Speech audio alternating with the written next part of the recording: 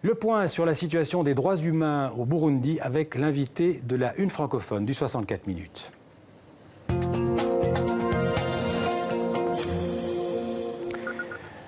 Bonjour Teddy Mazina. Bonjour. Alors vous êtes burundais, photographe. Par vos photos, vous voulez montrer, témoigner de ce qui se passe dans votre pays. Vous êtes devenu au fil des années un militant des droits humains. Vous vous revendiquez d'ailleurs comme un activiste de la mémoire du Burundi. Alors vous avez quitté le Burundi, aujourd'hui vous vivez au Rwanda et en Belgique. C'est impensable pour vous de rentrer dans votre pays ? C'est quasiment impossible. Bon, je pourrais rentrer, mais je ne sais pas si je pourrais sortir. Ouais. En tout cas, je peux plus me rendre au Burundi librement. Je suis recherché pour terrorisme, photographe terroriste. Donc c'est un beau titre que le pouvoir m'a accordé. Alors vous êtes à Paris pour participer à une conférence sur la situation au Burundi. C'est un événement qui a lieu aujourd'hui à la Bellevilloise. En ce moment à Paris. Donc pour débattre, je cite le communiqué de cette conférence, de la profonde crise politico-humanitaire au Burundi. Alors, il faut le rappeler, le Burundi est dirigé par le président Nkurunziza. Il est au pouvoir depuis 2005. Il a été réélu en 2010. En 2015, il s'est fait réélire malgré la Constitution qui lui interdisait un troisième mandat. 2 ans et demi plus tard, quelle est la situation selon vous au Burundi ? La situation est catastrophique parce qu'on vient aujourd'hui en écoutant un des militants des droits humains, Pierre-Claver Mbonimpa, qui est là-bas. Il parle de plus de morts en 2017 que déjà en 2015. Donc il comptait 504 morts. Donc ça, c'est des personnes où les morts sont répertoriés, où les chiffres sont connus. Et lui, il déclare que dans le dernier rapport, qu'on connaît les gens, on connaît les familles, donc c'est des gens traçables. Il y a des arrestations tous les jours, des disparitions, des déplacements de population. Aujourd'hui, le président Nkurunziza veut se représenter pour un 4e ou un 5e mandat jusqu'en 2034. Il propose un référendum.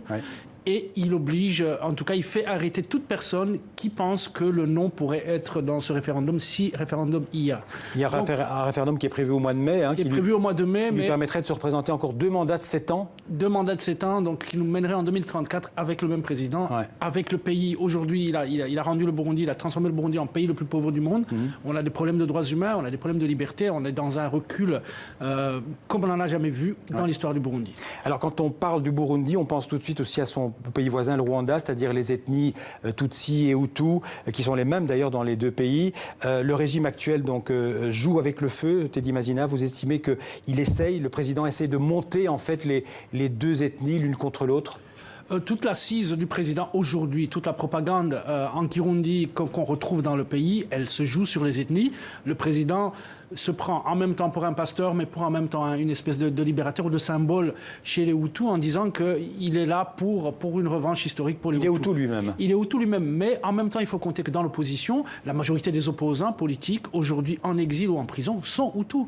Donc, il joue sur la fibre ethnique, mais... Est-ce qu'elle a du sens, cette séparation ethnique entre Hutu et Tutsi? C'est totalement aberrant. Les gens vivent sur les mêmes collines, les gens parlent la même langue, les gens sont en prison ensemble, les gens meurent ensemble, mais en même temps, on a une petite oligarchie où on retrouve même des Tutsis, finalement, qui profitent du pouvoir et qui profitent de l'argent du pouvoir. Oui. Mais est-ce que la population burundaise, la société burundaise, elle est prête à se laisser entraîner dans un génocide comme il y en a eu un au Rwanda? Écoutez, je ne pense pas. Elle a refusé le discours ethnique, elle a refusé la violence ethnique pendant les manifestations de 2015, mais il y a une milice qui appartient au président et qui, quand elle agit soit contre les opposants ou soit contre les Tutsis. Donc on a un problème de maintien au pouvoir qui utilise cette fibre ethnique, alors que dans la réalité quotidienne du Burundi, elle n'existe plus. On l'a vaincu sur les 10 dernières années après les accords d'Arusha.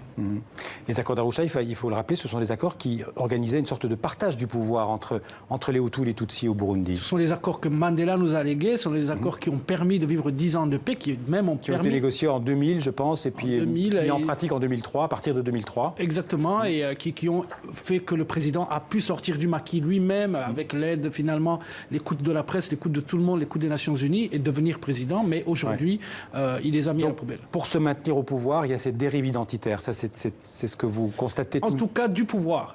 Pas de la population, pas des partis politiques, mais le pouvoir et son parti, lui, exacerbe cette fibre. On peut dire, Teddy Mazina, que ce qui se passe au Burundi ne provoque pas beaucoup de réactions dans le monde. Ça vous surprend?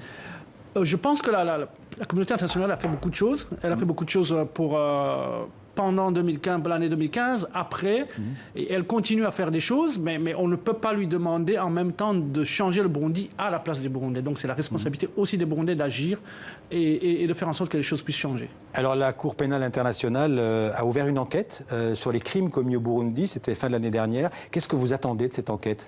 On attend qu'elle continue, les preuves sont là, les commissions d'enquête ont travaillé, on attend qu'elle poursuive des gens, qu'elle poursuive les responsables et que ces personnes soient arrêtées et qu'on arrête de penser qu'on peut aujourd'hui encore commettre des crimes et vivre librement et finir sa vie tranquillement comme si on n'avait jamais rien fait. On a vu d'ailleurs derrière vous plusieurs des photos que vous avez réalisées ces dernières années au Burundi. Merci Teddy Mazina d'être venu nous parler de la situation dans votre pays. Nous continuerons d'ailleurs à suivre le Burundi dans le 64 minutes. Merci beaucoup. Merci.